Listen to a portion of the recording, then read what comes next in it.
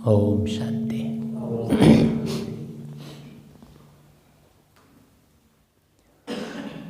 कल सबने सत्यनारायण की कथा सुनी। आज अमृत बेले जब हम बाबा से मिलन मनाने गए सुबह 3 बजे, बाबा ने कहा बच्चे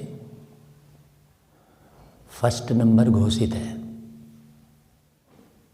मतलब सतयुग में जो पहले पहले उतरने वाले प्रिंस हैं वो कृष्ण हैं और वही बड़े होकर नारायण बनते हैं। अभी सेकंड नंबर घोषित नहीं है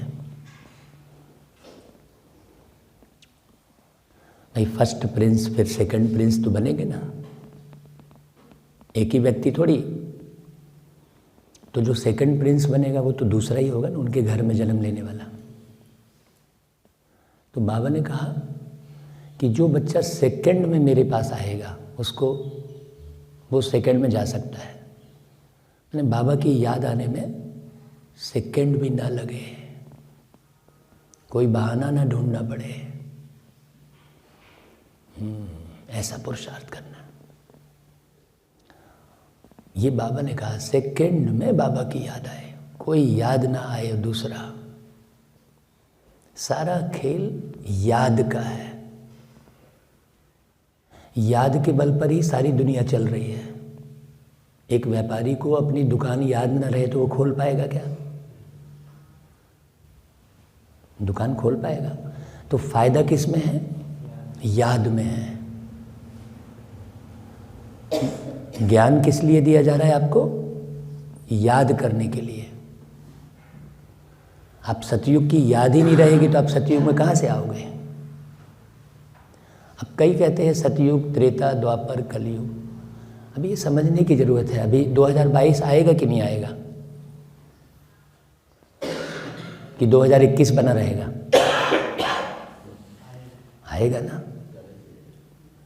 अभी ठंडी का मौसम है, इसके बाद गर्मी का मौसम आएगा ना। वैसा ही सतयुग आएगा। तो जैसे गर्मी का मौसम आता है तो पहले से ही हम तैयारी कर लेते हैं, क्योंकि ठंडी के मौसम में एसी सस्ता मिलेगा और गर्मी में महंगा हो जाएगा। तो हम क्या करते हैं, मालूम है हमको गर्मी आने वाली है तो हम सारी तैयारी कर लेते हैं।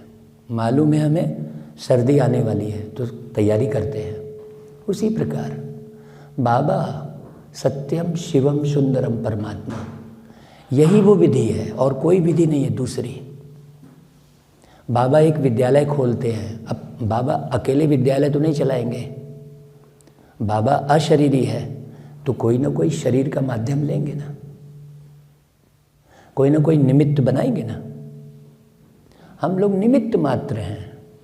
करण करावनहार कौन है? बाबा है। हमको निमित्त को देखना ही नहीं है, हमको देखना किसको है? बाबा को। निमित्त की तरफ आकर्षित नहीं होना है। ये निमित्त है आप तक आवाज़ पहुंचाने के लिए। मैं इसको देखता बैठा रहूँगा क्या, या आप इसको देखेंगे? आप माइक को देखेंगे कि मुझे देखेंगे? है ना भाई, माइक थोड़ी आपको बात सुना रहा है। उसी प्रकार ब्रह्मा बाबा जो है पीछे हैं, वो एक तन का आधार लेते हैं शिव बाबा। वो निराकार शिव बाबा और मैं भी निराकार। मूल बात समझना ना। हाँ, संजीव भाई क्या कौन निराकार है? संजीव भाई, महेश भाई निराकार है, हमारी दीदी निराकार है। जब तक हम निराकार को अच्छे से नहीं समझेंगे तब तक निराकार का संबंध नहीं बनेगा। तो मुरली निराकारी अवस्था में आज की मुरली सुनेंगे, ठीक है? सभी निराकारी, देह का भान बिल्कुल मुक्त, अपना नाम रूप भूलो। नारी देह में आप बैठे हो, नारी नहीं हो। पुरुष देह में आप बैठे हो, पुरुष नहीं हो। आप एक आत्मा हो। बाबा हमेशा कहता है बच्चे अपने को आत्मा समझ के जब बैठोगे तब पूरी बात, हाँ, फिर पूरा ध्यान किधर रहेगा? बाबा की तरफ। तो सब क्या करेंगे? हाँ, तभी फायदा होगा भाई, क्योंकि सारी दुनिया में तो साकार में ही रहते हैं, साधु सन्यासी के भान में रहते हैं। अभी मैं मुरली नहीं सुना रहा हूँ आपको। ओम शांति। कमाल है भाई, हमने तो मुरली की एक लाइन भी नहीं पढ़ी थी, लेकिन वही बात आ रही है। बाबा कहते, मीठे बच्चे सदा सुखी रहो, जितना याद करेंगे उतना सुख मिलेगा। भाई किसको याद करेंगे? कितना मीठा बाबा है। हमारी जानकी दादी कहती थी, बाबा तू इतना मीठा, तेरे को खा जाऊं, ऐसा बोलती दादी, जानकी दादी। क्या अवस्था। हम तो बड़े सौभाग्यशाली, ऐसे दादियों के साथ हम महीनों रहे हैं। खूब अच्छे से देखने मिला है हमको, उनकी गोद मिली हमको। तो बाबा कहते हैं जितना याद करेंगे उतना सुख मिलेगा।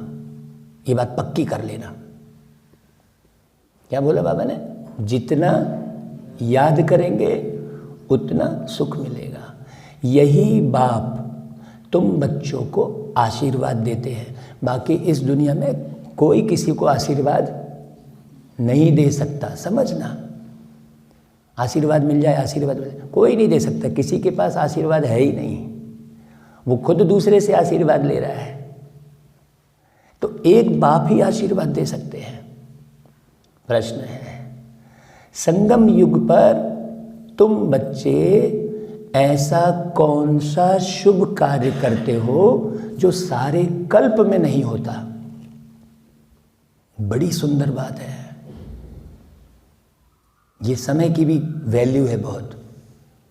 तो इस संगम युग में, संगम युग का मतलब क्या हुआ? संगम माना मिलन। किससे मिलन? हाँ, संजीव भाई का मिलन किससे? परमात्मा से। महेश भाई का मिलन किससे? परमात्मा से। हाँ, बात किससे कर रहे? आत्मा से। नाम तो लेना पड़े ना, हर एक को आत्मा आत्मा बोलेंगे तो समझेगा कौन? लेकिन नाम रूप में फंसना नहीं है।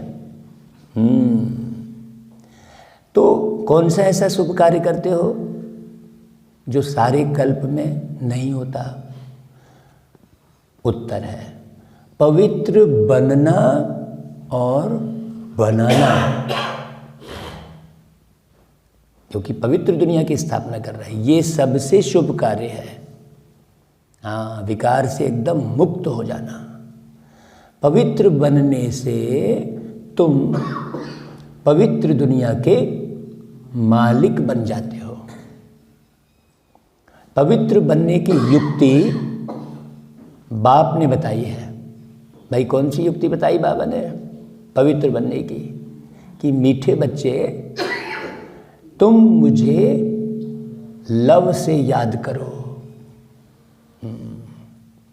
राम का बच्चा कौन? लव। रामायण में पढ़ा ना भाई, राम का बच्चा कौन? लव। तो जो लव से याद करता है वो बाबा का एक्यूरेट बच्चा है। अब आपका लव इधर उधर फंसा है, वस्तु में, व्यक्ति में, वैभव में, इच्छाएं उसमें फंसी हुई है। तो लव बनना है, तो लव से याद करना है। दूसरी लाइन, देही अभिमानी बनो। ऐसी युक्ति सबको सुनाते रहो। अच्छा भाई, गीत बजा है, किसने यह सब खेल रचाया? ओम शांति। शिव बाबा बैठ करके अपने बच्चों को अर्थात शालिग्रामों को समझाते हैं।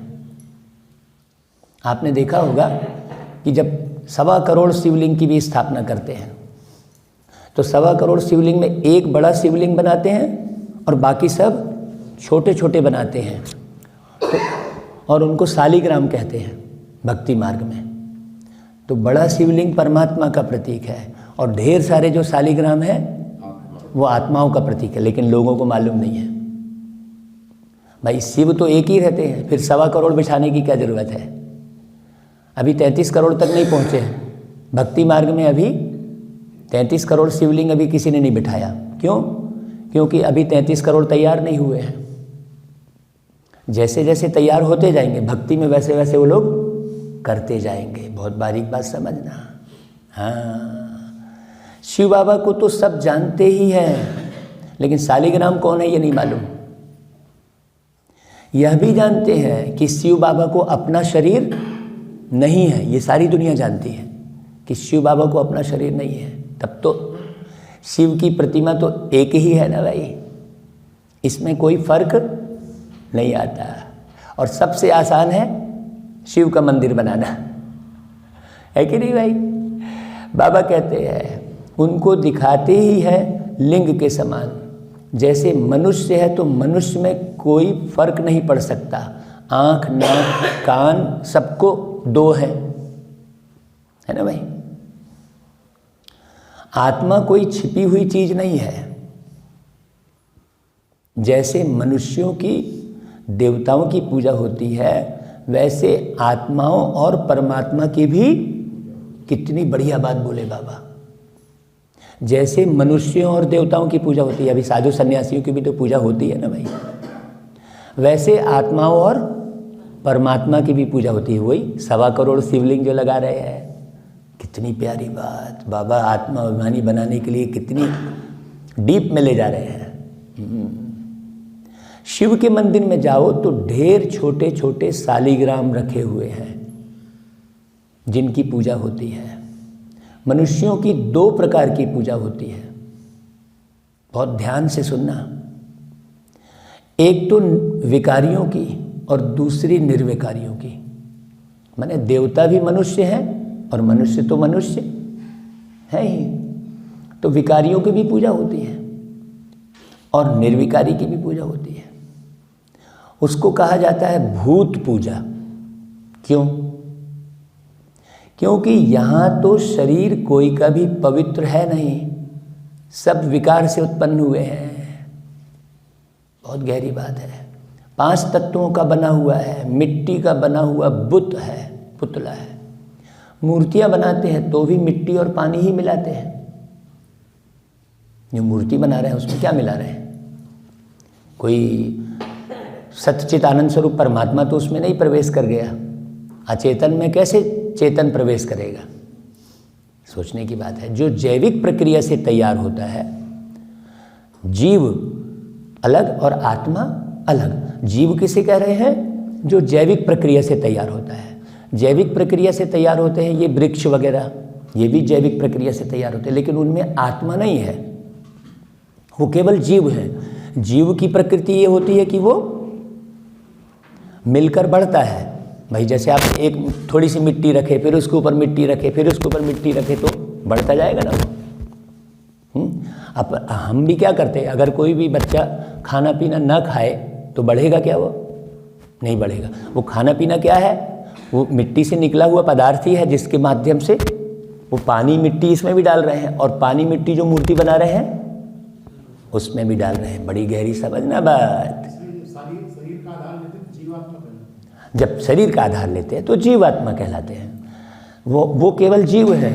अभी बहुत सारे ऋषि मुनियों संतों को, बड़े बड़े ज्ञानियों की क्लास में करने गया हूँ, लेकिन बाबा के सामने किसी का ज्ञान ठहरे नहीं। वो कहते हैं पेड़ों में भी आत्मा होती है। काहे को होगी भाई पेड़ों में आत्मा? वो केवल जीव है। वो उन्होंने कहा बढ़ते कैसे हैं? बढ़ते ऐसा ही है भाई, है ना? जीव के लक्षण कैसे बताएंगे जी? जीव के लक्षण क्या होंगे? जीव के लक्षण क्या है? जीव के लक्षण कुछ बात थोड़ी है। 5 तत्व मिला, एक नई चीज़ तैयार हुई। जितने भी 5 तत्व मिलते चले जाएंगे, नई चीज़ तैयार होती चली जाएगी। बस इतनी सी तो बात है।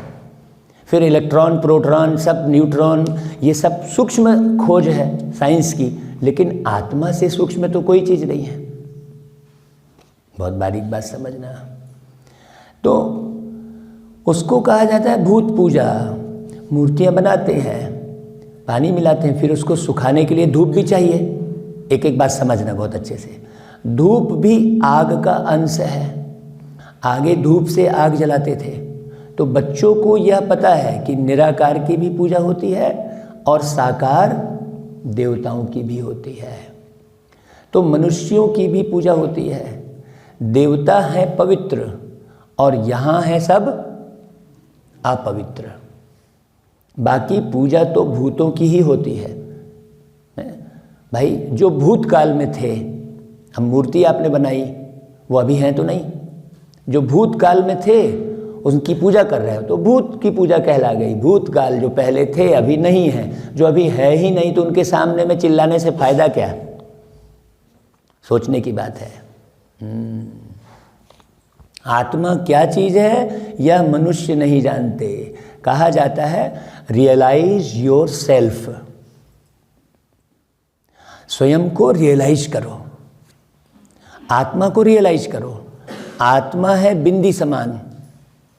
कईयों ने साक्षात्कार भी किया है, वर्णन करते हैं छोटी सी लाइट उनसे निकल हमारे में प्रवेश हो गई।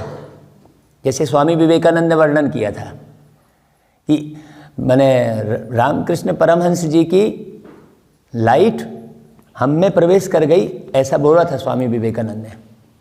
बहुत बड़ी बात है। अच्छा, इससे फायदा तो कुछ भी नहीं हुआ। मान लो लाइट प्रवेश कर गई तो नारद और मीरा भक्ति में तीखे गाए जाते हैं, भल साक्षात्कार होते हैं, परंतु सीढ़ी तो उतरनी ही होती है ना। फायदा अल्पकाल के लिए होता है। आपको दर्शन मिल गए, फिर क्या हुआ? सपने में आपको भगवान दिख गए, उसके बाद कोई फायदा तो नहीं ना भाई। बाबा कहते हैं अभी तुम बच्चे आत्म अभिमानी बने हो। सारी प्रॉब्लम कहाँ से है? देह अभिमान से प्रॉब्लम है। उसका सॉल्यूशन क्या है? आत्माभिमानी। यही पढ़ाई मुख्य है। जानते हो आगे हम देह अभिमानी थे, अब सूक्ष्म में देह अभिमान रहता है। मैं उसको बहुत बारीकी की ओर ले जाता हूँ अपने लिए। ये हमने नहाया और फ्रेश लगा, मतलब आप फ्रेश नहीं थे क्या? नहाया तो शरीर ने, नहाने से फ्रेश लगा। देखो नहाया तो शरीर ने, मैं तो फ्रेश ही हूँ ना भाई। वास्तव में बाबा की याद से फ्रेश लगेगा। हाँ, तो नहाने का भान भी नहीं, क्योंकि नहा तो शरीर रहा है ना। बहुत बारीक बात है। पानी से नहाना कौन कर रहा है? शरीर। आत्मा में तो एक बूंद पानी नहीं लग रहा है। हमने सुनाया था ना आपको कि मैं आत्मा हूँ, अविनाशी हूँ, अजर अमर हूँ, शुद्ध पूर्ण हूँ, पानी मुझे गला नहीं सकता। तो नहाया किसने? शरीर ने। आपको कैसे फ्रेश लग गया भाई? माने आप बॉडी से टच हो। हाँ, सफाई करना शरीर की ठीक बात है, लेकिन मुझे फ्रेश लग रहा है? नहीं, मुझे तो बाबा की याद के बिना फ्रेश ही नहीं लगेगा भाई। हाँ, ये अच्छे से समझ ला भाई। तो बाबा कहते हैं तुम जानते थे कि आगे हम देह अभिमानी थे, अब यह है नई बातें। पढ़ कौन रहा है भाई? मुरली कौन सुन रहा है? शरीर की आत्मा पढ़ रही है। बाबा कहता है यह तो एकदम पक्का कर देना चाहिए। जब तक ये पक्का नहीं होगा ना, आपको ज्ञान आगे समझ में नहीं आएगा। हाँ, फिर वो ऐसा वैसा ठू ठा करते रहेंगे, मुँह टेढ़ा इधर उधर, ये ऐसा वो वैसा करते रहेंगे। नहीं, आत्माभिमानी रहेंगे तो कुछ नहीं करेंगे, मज़े से रहेंगे। कुछ भी हो जाए पक्का कर देना चाहिए। बाबा हमको पढ़ाते हैं यह तो पहला पक्का निश्चय हो जाए। पढ़ाता कौन है? बाबा। बाबा कौन? शिव बाबा। कोई भी देह याद नहीं आए। हाँ, ये ब्रह्मा की देह भी याद नहीं आए, बाबा कहते। हाँ, बहुत बारीक बात है। सतयुग में आत्मा को यह शुद्ध अभिमान नहीं है कि हम परमात्मा को जानते हैं। सतयुग में तो नहीं जानते। जानेंगे क्या सतयुग में? तो भूल जाएंगे बाबा को। शुद्ध अभिमान और अशुद्ध अभिमान होता है ना। कर्तव्य भी शुभ और अशुभ होते हैं। कहा जाता है शुभ कार्य में देरी नहीं करनी चाहिए। देखो इसी पॉइंट से हमने गीत उठाया था, शुभ कर्म में न देरी करो, सांसों का भरोसा नहीं। तो आज सबसे शुभ कर्म कौन सा बताया बाबा ने? पवित्र बनना और बनाना। देखो आगे पाठ पीछे सपाट नहीं होना चाहिए। लेकिन आगे पाठ पीछे सपाट कहेंगे 16 दूनी 8। है? गड़बड़ हो जाएगा पूरा, 16 दूनी 8 नहीं होगा। बाबा कहता है मैं तुमको कितना अच्छा बनाता हूँ, तुम पवित्र बनो तो पवित्र दुनिया के मालिक बनेंगे। इन जैसा शुभ कार्य कोई हो नहीं सकता। अभी अच्छे से समझना कि शुभ कार्य कौन सा है? पवित्र बनना। हाँ, शुभ चिन्ह में वो स्वास्तिक चिन्ह ही बनाते हैं, लेकिन उसका मालूम ही नहीं है क्यों बनाते हैं। बहुत गहरी बात है। बाबा कहते हैं तुम पावन थे, अब घड़ी घड़ी बाप कहते हैं देही अभिमानी बनो। अपने को आत्मा समझ, बाप से पूरा लव रखना है। आत्मा का संबंध ही एक बाप से है। हाँ, बाकी आत्मा निकल गई, उसके बाद कहाँ के बाप और कहाँ के बेटा और कहाँ के जीजा और कहाँ की साली। सोचो हम कितने भान में रहते हैं, वो जीजा साली के भान में ही रहेगा। कितनी वो बेकार बात है ना। बाबा की याद में रहो। बाबा पढ़ाते हैं, यह प्रैक्टिकल अनुभव की बात है। बेहद के बाप से हम बेहद स्वर्ग का वर्षा ले रहे हैं। ये समझ में आ रहा है क्या बुद्धि में? बेहद के बाप से हम बेहद का वर्षा ले। जिसको ये समझ में आ जाएगा ना, वो ब्राह्मण परिवार के बिना रह नहीं सकेगा, क्योंकि ये ब्राह्मण परिवार ही है ऐसा, ये बहनें भाई ही ऐसी हैं जो बाप को जानती हैं। बाकी कोई नहीं जानता इस दुनिया में। इस संसार में ब्राह्मण परिवार के सिवाय कोई दूसरा परिवार नहीं है। आप किसी को परिवार, अपने परिवार को भी आप परिवार मत समझो, वो टेम्परेरी एक सेवा स्थान है। हाँ, बहुत गहरी बात समझना। आप कितना दुख देता है आपका परिवार, सोचो। तो बेहद के बाप से बेहद का वर्षा ले रहे हैं। बाप भी कहते हैं हे मीठे मीठे बच्चों, आत्माओं को कहते हैं ना, आत्मा इन कानों से सुनती है ना। तुम समझते हो आज हमको कौन मीठे मीठे बच्चे कह रहे हैं? मीठे मीठे बच्चे क्यों? बाप का बच्चों पर लव रहता है ना भाई। लौकिक में भी, जब लौकिक में बाप का इतना लव रहता है तो फिर पारलौकिक का कितना होगा? सोचिए जरा। जो लौकिक बाप इधर उधर फंसा रहता है तो भी बच्चे से लव रहता है, और बाप तो किस में फंसा है भाई? हम बच्चों में ही है। कितनी प्यारी बात। बहुत खुशी से बच्चों की पालना करते हैं। यह भी बच्चों का बेहद का बाप है। आत्मा कहती है हम इस शरीर के आर्गन्स द्वारा सुनाता हूँ। अज्ञान काल में बाप बच्चों को कितना लव करते हैं जानते हैं? यह वारिस है। इन्हों को हम लायक बनाता हूँ जिससे बहुत सुखी बने ना, अच्छा वर्षा पाए। कहते हैं ना बच्चे जीते रहो सुखी बनो। यहाँ पर जीते रहो का अर्थ क्या हुआ भाई? क्या हुआ? जीते रहो का अर्थ क्या हुआ है? आत्माभिमानी बनो, जीते रहो। देह अभिमान आया माने मर गए। सेकंड के लिए भी देह अभिमान आया तो मर रहे हो आप। जितना देह अभिमान आएगा उतनी जल्दी शरीर छूटेगा, मैं आपको बता दूं। अगर लंबी आयु जीना है तो देह अभिमान छोड़ दो, नहीं मौत जल्दी आ जाएगी पक्के में। हाँ, ये गारंटी है। आत्माभिमानी स्थिति। बाबा कहता है अज्ञान काल में बाप बच्चों को कितना लव करते हैं, तो बाबा की आशीर्वाद निकलती रहेगी। सुखी बनो। बच्चा सदैव सुखी हो, परंतु वह तो सदा सुखी हो न सके लौकिक में। तुम बच्चे जानते हो बाबा हमको आशीर्वाद दे रहे हैं, सदा सुखी रहो, मुझे याद करो। भाई लौकिक में कोई बाप थोड़ी बोलता है मुझे याद करो, हाँ बोलता है। ये तो पारलौकिक बाप है ना, कह रहा है मुझे याद करो। बाप कितना प्यार प्रेम नम्रता से बैठ समझाते हैं। बाप बच्चों का सर्वेंट है ना। देखो बाबा क्या बोल रहा है, कितने बच्चों की चाकरी करनी होती है। माँ मर जाती है, आहा क्या बात बोले बाबा, ध्यान से सुनना। माँ मर जाती है तो बाप को सब कुछ बच्चों का करना पड़ता है। कितनी गहरी बात है भाई इसमें, बोलो क्या गहरी बात है। माँ मर जाती है तो बाप को करना पड़ता है। उदाहरण दे रहे बाबा, यह बाप कितना बच्चों को प्यार से समझाते हैं। अपने पैरों पर खड़ा होना है, सहारा नहीं ढूंढना है। हे आत्मा, तुमको बाप से वर्षा लेना है तो देह का भान छोड़ अपने को आत्मा समझो। यह बड़ा भारी सबक है। इसमें ही मुख्य भूल हो रही है सबसे। बच्चे घड़ी घड़ी भूल जाते हैं, कहते हैं बाबा को याद करना भूल जाते हैं। याद अक्षर बड़ा सहज है। योग व निष्ठा आदि यह शास्त्रों के अक्षर हैं। देखो, मतलब योग माना क्या हुआ संजीव भाई? याद। योग अक्षर भी हटा दो। ये योग से समझ में नहीं आता है कि योग क्या है, लेकिन याद से आपको समझ में आएगा। बाप कितना सहज बतलाते हैं, सिर्फ याद करो। बाप को देखने से बड़ी खुशी होनी चाहिए।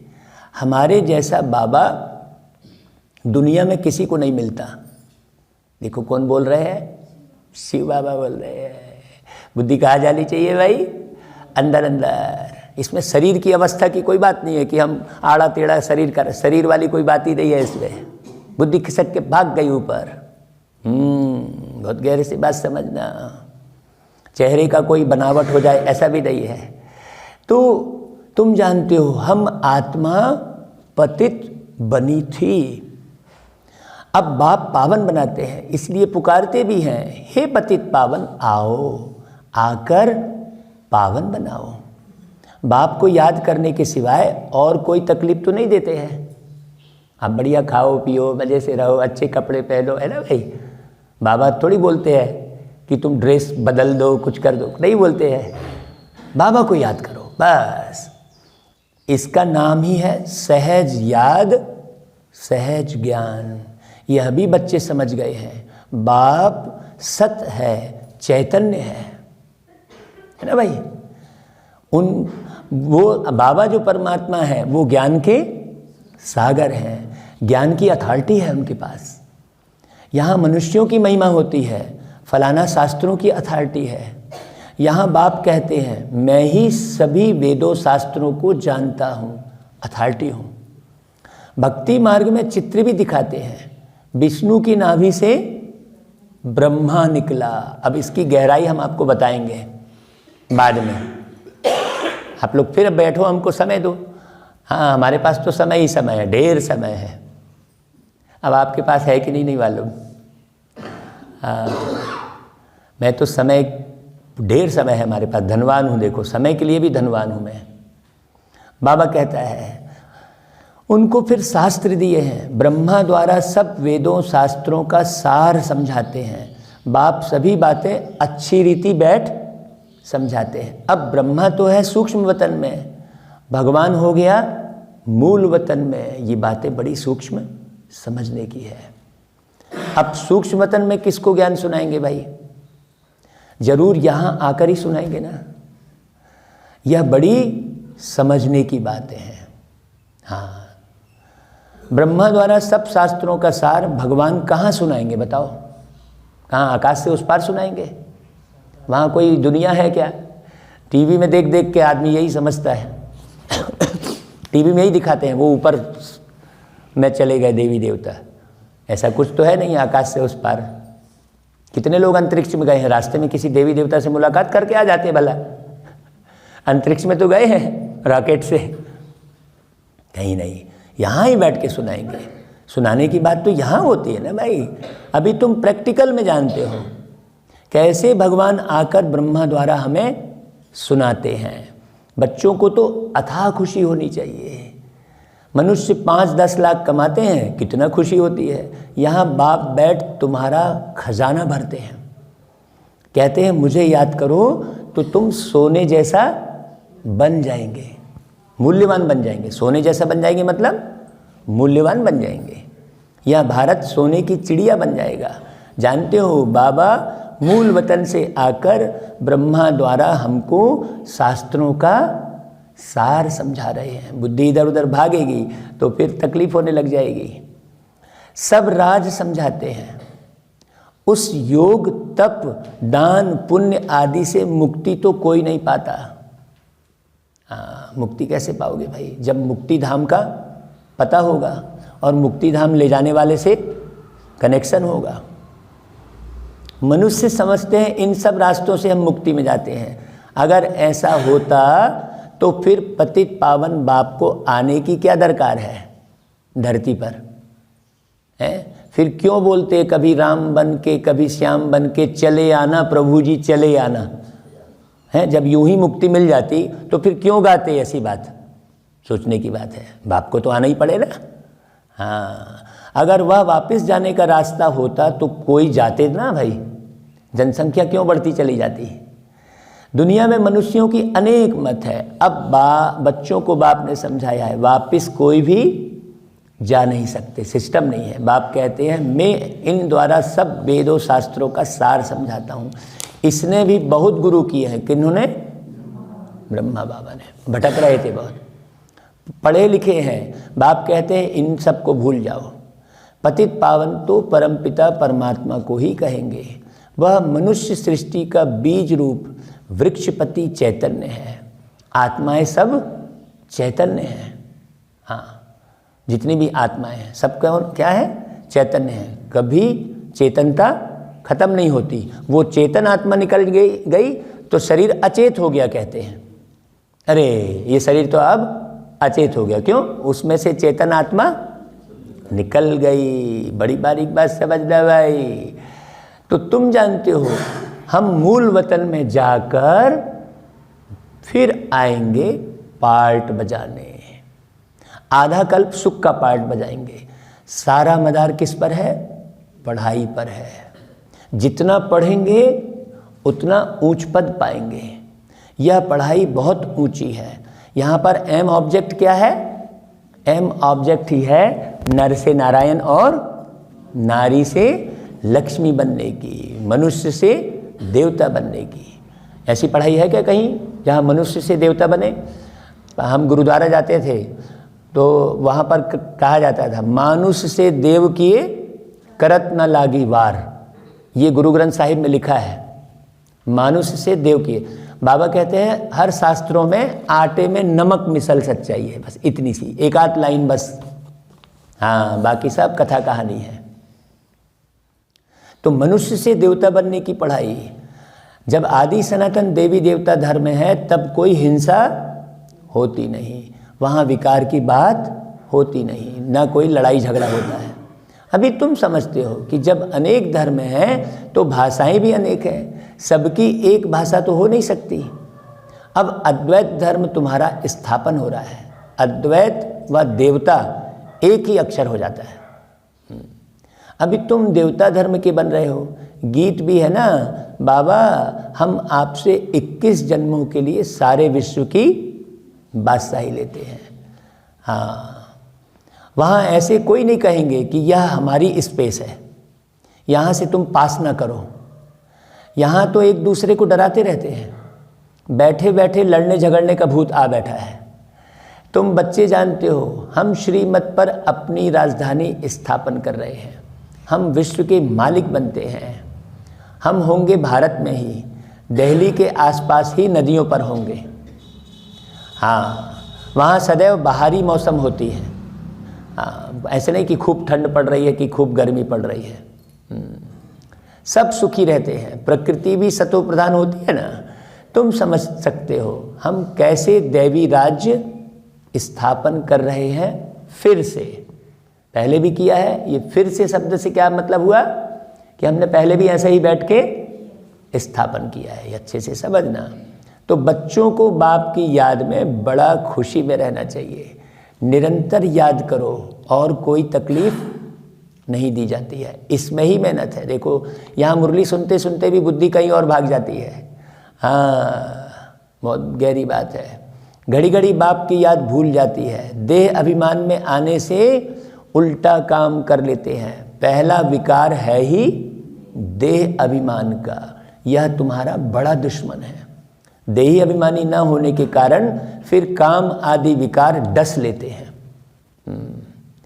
सर्प ने डसा कहते हैं ना कृष्ण जी को। भाई कृष्ण जी जब स्वयं भगवान है तो उनको सर्प कैसे डस लेंगे?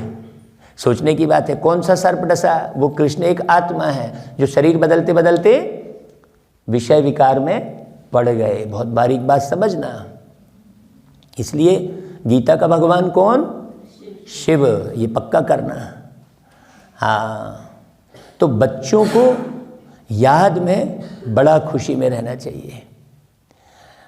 देही अभिमानी न होने के कारण ये सारी बात होती है। बच्चे भी समझते हैं मंजिल ऊंची है, पवित्र भी रहना है। तुम हो सच्चे सच्चे ब्राह्मण, करोड़ों को भू भू करते रहो।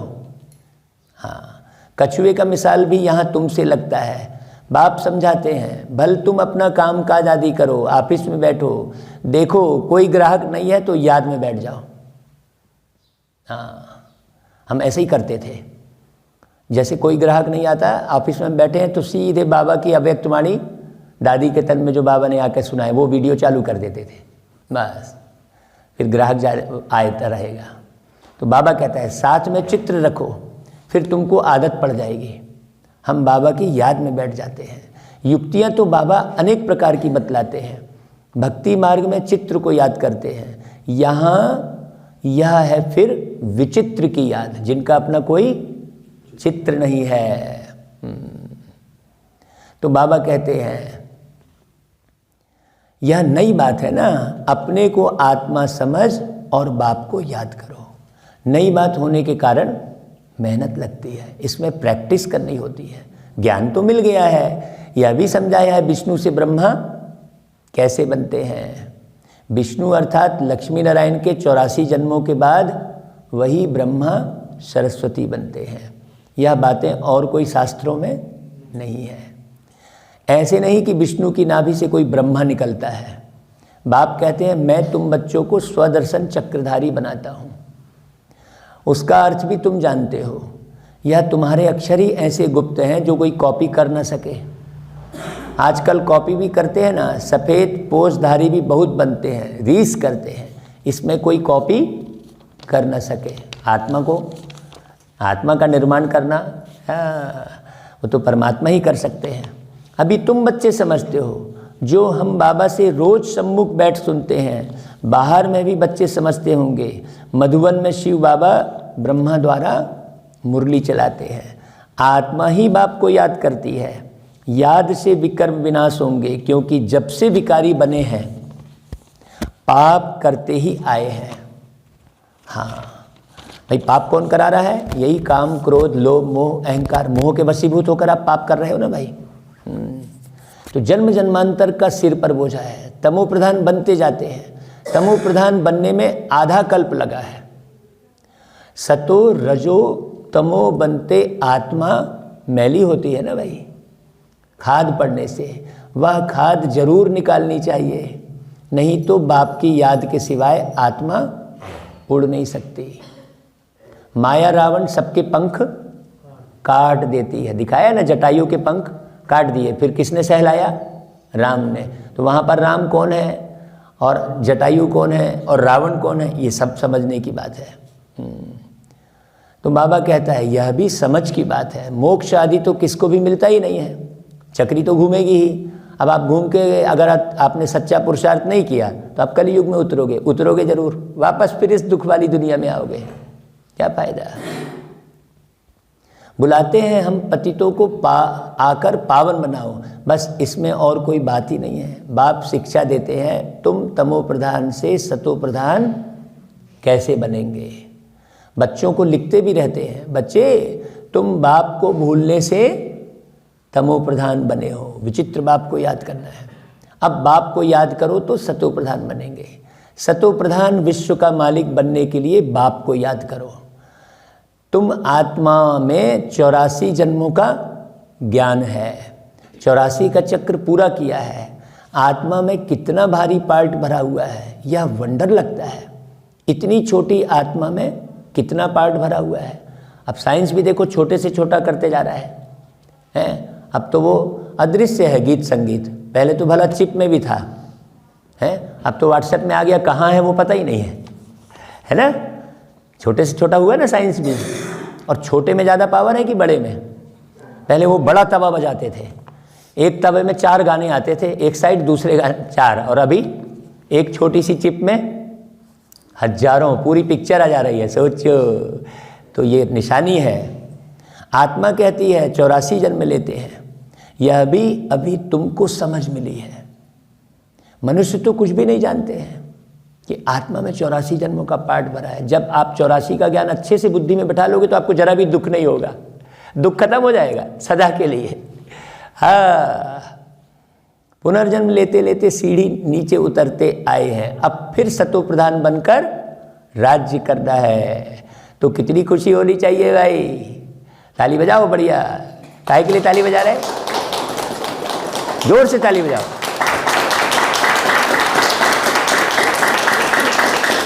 हाँ, देखो तो पुनर्जन्म लेते लेते सीढ़ी नीचे उतरते आए। बाबा हमको बेहद का वर्षा कल्प कल्प देते ही हैं। क्या लिखा है? देते ही है बाबा। अब लेने वाला एक्यूरेट होना चाहिए भाई। तुम बच्चों को अब पहचान मिली है, तुम जानते हो हम माला के दाने बनते हैं जो फिर नंबरवार राज्य करेंगे। वहाँ के राजधानी की जो रस्म रिवाज होगी वही फिर रिपीट होगी। उनके लिए फालतू ख्यालात करने की दरकार ही नहीं है कि वहाँ क्या होगा क्या नहीं होगा, है ना भाई। जैसा तुम बनते चलो वैसा मिलता जाएगा। या कैसे होगा क्या होगा, जैसे राज्य किया होगा वैसे करेंगे भाई। वह साक्षी हो देखना है, चिंतन करने की दरकार ही नहीं है कि क्या होगा। अच्छा भाई, बाबा फिर क्या बोले? मीठे मीठे सिकी लदे बच्चों प्रति माता पिता बाप दादा का याद प्यार और गुड मॉर्निंग।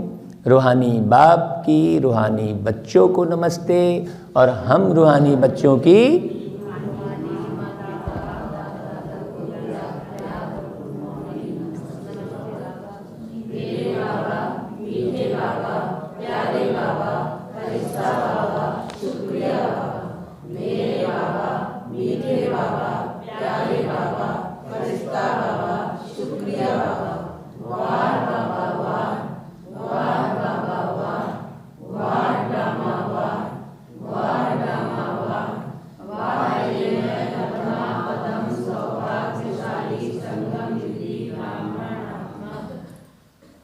अच्छा भाई, आज धारणा के लिए सार है, शुभ कर्म में न देरी करो, सांसों का भरोसा नहीं। ये आज का सार है। शुभ कार्य में देरी नहीं करनी है। कौन सा है भाई शुभ कार्य? पवित्र बन बाप से पूरा वर्षा लेना है।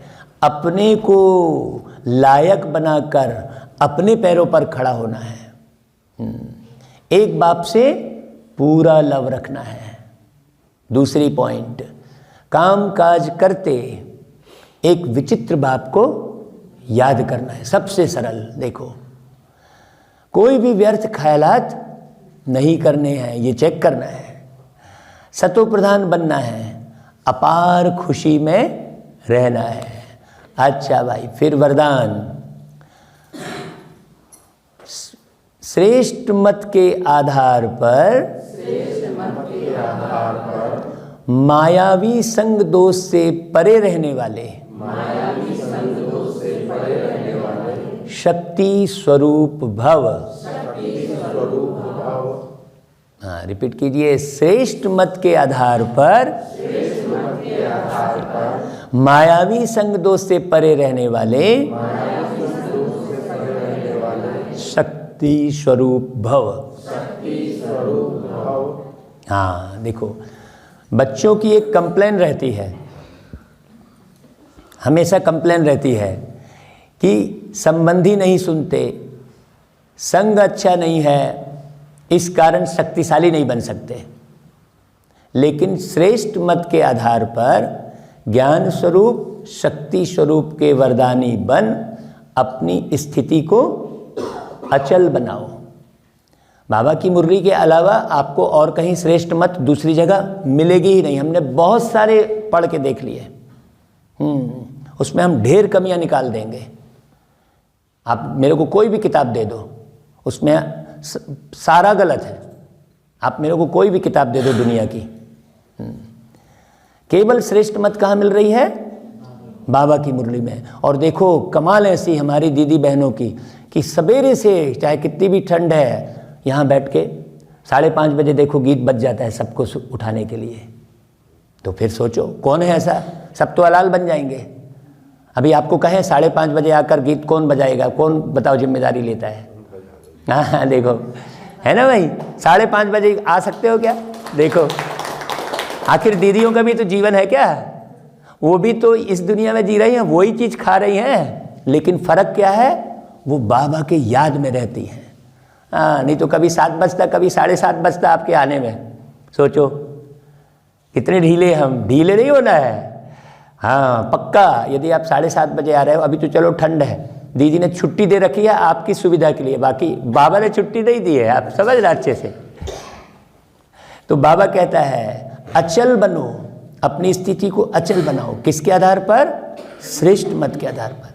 साक्षी होकर हर एक का पार्ट देखो। क्या बोला? साक्षी होकर हर एक का पार्ट देखो, जैसे पिक्चर चल रही है। हाँ, अपने सतोगुणी पार्ट में स्थित रहो। ये पक्का करना, एक एक शब्द। फिर से मुरली रिपीट पढ़ना। आजकल तो आपको बहुत साधन है। यहाँ से जाने के बाद कौन कौन फिर से सुनेगा भाई मुरली? बताओ जरा, हाथ खड़ा करो। फिर से, ऐसा नहीं हमने सुन लिया, हाँ है ना भाई, मुरली को कई बार सुनना। सदा बाप के संग में रहो तो तमोगुणी आत्मा के संग के रंग का प्रभाव नहीं पड़ सकता। हाँ, अभी वो दिखाया ना, वो मोदी जी की एक कार बनी है तो जिसमें बम भी उसका असर नहीं होगा, तो ऐसा आपके ऊपर भी असर नहीं होगा भाई। वो बोल बम कहते हैं, किसको कहते हैं? बोल बम, शिव बाबा को ही कहते हैं। अच्छा भाई, स्लोगन, कर्मयोगी वह है जो कर्म के कल्प वृक्ष की डाली पर बैठ कर्म करते भी उपराम स्थिति में रहे। हाँ, कल दीदी बहुत अच्छी बात बोल रही थी, बताओ किसको याद है? मैंने कर्म किया, मैंने कर्म किया, मैंने ये किया, बार बार मैं कर रहे हो। मैंने किया तो सारे कर्म कहाँ? कर्म का बहाना जा रहा है, तो थक रहे हो। और मैंने किया ये नहीं करोगे तो नहीं थकोगे। दीदी ने बहुत अच्छी बात बोली थी। अच्छा भाई, ओम शांति। आज 3 बजे सब फिर आएंगे, दीदी बुला रही है सबको 3 बजे आज दीदी। हाँ